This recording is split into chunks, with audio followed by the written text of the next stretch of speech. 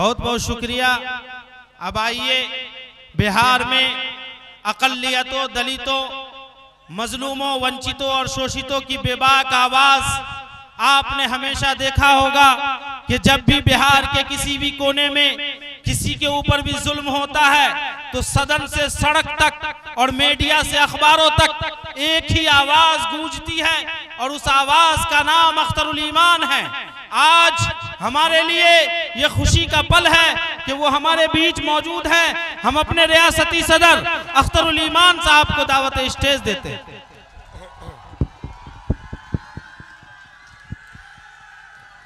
अब जाग चुके हैं दीवाने, अब जाग चुके हैं दीवाने, दुनिया को जगा के दम लेंगे। दुनिया को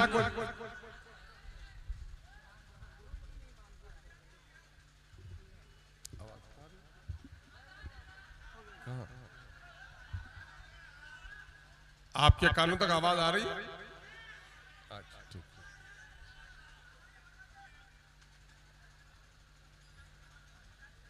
दुनिया को जगा के दम लेंगे, जीना है तो इज्जत से जी लेंगे, वरना जामे शहादत पी लेंगे। आज के इस इनकलाबी कारवां के और इस इनकलाबी जलसे के सदर बावकार, वतन अजीज भारत के मजलूमों, मखूरों, दलितों, कमजोरों, नातवा और शोषितों की एक तवाना आवाज, मीरे महफिल जाने महफिल जनाबे बैरिस्टर असदुद्दीन ओवैसी साहब, मुअज़्ज़ज़ रुकन पार्लियामेंट हैदराबाद, वो कौमी सदर कुल हिंद मजलिस इत्तेहादुल मुस्लिमीन, डाइस पे तशरीफ फरमा कौमी तर्जुमान कुल हिंद मजलिस इत्तेहादुल मुस्लिमीन जनाबे भाई वारिस पठान साहब, साबिक रुकन असम्बली महाराष्ट्र, जनाबे भाई आदिल हसन आजाद साहब, कौमी तर्जुमान वो स्टेट प्रेसिडेंट बिहार यूथ भाई जलाल साहब, दरभंगा के हमारे सदर, पार्टी के बड़े मजबूत सिपाही वकार सिद्दीकी साहब, अजीजी राशिद खलील साहब, अजीजी फैसल साहब, इंजीनियर अब्दुल्ला साहब, भाई ज़ियाउद्दीन साहब, अजीजी सफकत रिजवान बाबू, अख्तर सहनसा साहब, महमूद साहब, मुबारक हसन अत्तारी साहब और दिगर पार्टी के जिम्मेदार साथियों, ये हमारे लिए निहायत ही मुसर्रत और सादेमानी का एहसास है कि जाले के इस मशहूर और मारूफ, बल्कि ये कहिए कि मिथिलांचल की बहुत ही इल्मी सरगर्मियों से लबरेज सरजमीन कुम्हरौली में हम इस वक्त आपसे मुखातब हैं और मुझे इस वक्त यहाँ की एक अजीम शख्सियत, दो गुजरी हुई अजीम शख्सियतों की याद हमारे जहन पे ताज़ा है। हसनैन सैयद साहब के गांव में हूँ, ये मेरे लिए फ़ख्र की बात है, और जनाबे काजी मुजाहिदुल इस्लाम साहब रहमतुल्लाह अलैह की बस्ती में हूँ। और इस वक्त भी काबिल फ़ख्र बात है कि फ़कीहुल अस्र जनाबे खालिद सैफुल्लाह रहमानी साहब की बस्ती भी यही है।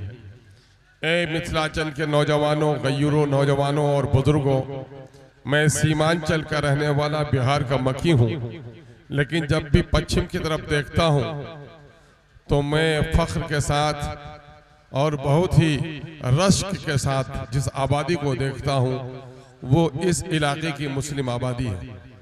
तालीम में, तहजीब में, सकाफत में, सियासी शऊर में हम आपको अपने से बेहतर पाते हैं। इस वक्त लेकिन अफसोस इस बात की है कि इस वक्त बिहार में मुस्लिम अक़लियत के दरमियान में एक नई सियासी आवाज़ निकली है, उसकी सदा आप तक पहुंची है, लेकिन जो हरकत और जो जुनून आपके दरमियान में पैदा होना था, न जाने मसलहत की कौन सी चादर ओढ़ रखी है आपने, अब तक वो जुनून पैदा नहीं हुआ। मेरी मुराद ये है कि इस वक्त गौर करो, दिल पर हाथ रखकर सोचो, बिहार में जितनी भी आबादियां हैं सब ने अपनी क़यादत खड़ी कर ली। आज़ादी के वक्त मुसलमानों की तालीमी, समाजी, इक़्तिसादी सूरत हाल औरों से कमतर नहीं थी, लेकिन आज दलितों के साथ और मुसलमानों के साथ नाइंसाफ़ी का जो दौर दौड़ा है, इसके बारे में अक़लियती समाज में अब तक कोई बेदारी नहीं आई है।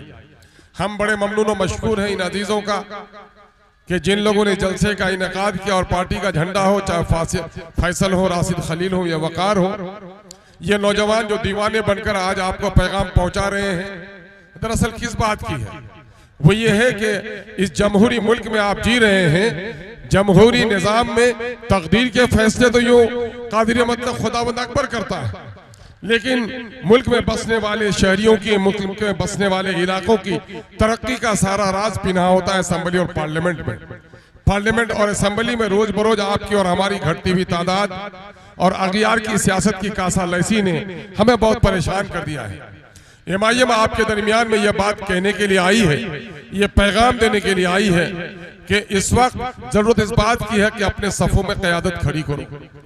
क़यादत जिसमें नहीं है, बड़ा आमियाना जुमला है कि जिसका कोई दल नहीं उसके मसले का कोई हल नहीं, जिस जिस्म में सर नहीं वो लाश है, जिस कौम का कोई लीडर नहीं वो भी मानिंदे लाश है। इसलिए मैं आपको पैगाम देने आया हूं कि बैरिस्टर असदुद्दीन अवैसी साहब, ये गनीमत, एक दीवाना, एक मजनू आपके दरमियान में आया है जो सोच अपने दिल में रखता है, वो मिल्लत का रखता है, मजलूमों का रखता है, दलितों का रखता है। और इस वक्त बिहार में बहुत सारे लोग कहते हैं कि मैं तो हैदराबाद नहीं जाता हूं, वो हैदराबाद से क्यों चले आए? तो मैंने कहा कि मेरे लीडर ने कह दिया है कि हैदराबाद में सियासत के शौकीन लोगों, तुम्हें बैरिस्टर असदुद्दीन अवैसी की तरफ से पैगाम है कि चलो जाओ और हैदराबाद में सियासत करो। बिरयानी भी तुम्हारे लिए हाजिर है वहां पर, शेरवानी नहीं तो शेरवानी भी हाजिर है। तुम्हारा दम तो घुट जाता है बिहार से बाहर झारखंड निकलने में, और बैरिस्टर असदुद्दीन अवैसी आया है तो वो अपने खानदान के लोगों को इलेक्शन लड़ाने नहीं आया है।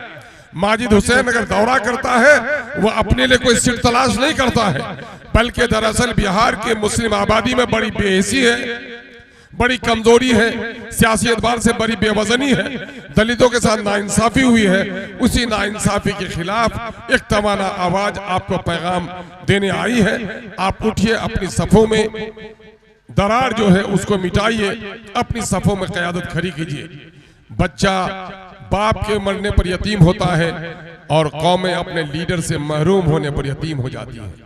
आज अफसोस के ब्राह्मण भाइयों ने, हमारे भूमिहार भाइयों ने लिख पढ़कर पहले अपनी क़यादत खड़ी कर ली, लेकिन पिछड़े और दलितों ने, चाहे हमारे जादव भाई हो उसकी क़यादत खड़ी हो गई है, हमारे कुर्मी भाइयों की क़यादत खड़ी हो गई है, मल्लाह और माझी की क़यादत खड़ी हो गई है, पासबान की क़यादत खड़ी हो गई है। ए ताज के मेमार, ए लाल किला की फसील पर बैठने वाले गय्यूर मुसलमानों, तुम्हें कभी अपनी इज्जत नफ्स का ख्याल भी है? क्या तुम्हारे दरमियान में कोई क़यादत खड़ी हुई? नहीं हुई है। तो अपनी क़यादत खड़ी करनी है, अपनी क़यादत करनी है तो बहुत हुई झंडा बरदारी, अब लेके रहेंगे हिस्सेदारी। उस हिस्सेदारी का मीरे कारवां बैरिस्टर असदुद्दीन अवैसी इस वक्त आपके और हमारे दरमियान में तशरीफ फरमा है। हम अपने मीरे कारवां को सुनना चाहते हैं और मैं इसी लफ्ज के साथ मैं दावत दे रहा हूं कि